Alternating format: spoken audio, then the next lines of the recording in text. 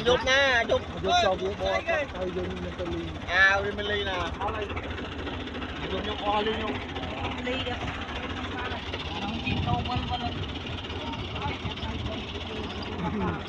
quay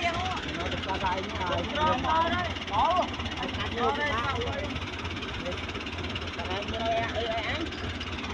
mà nó lại lực cưới ai ơi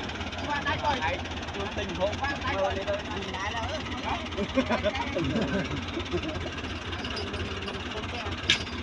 trên đây cà phê đâu phải mà tình huống mơ đây một đối với thôn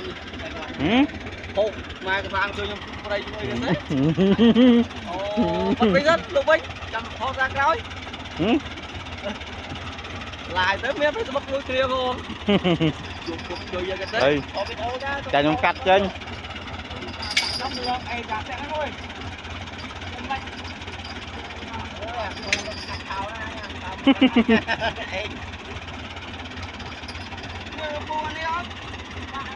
rồi cho bạn từ tiền như nào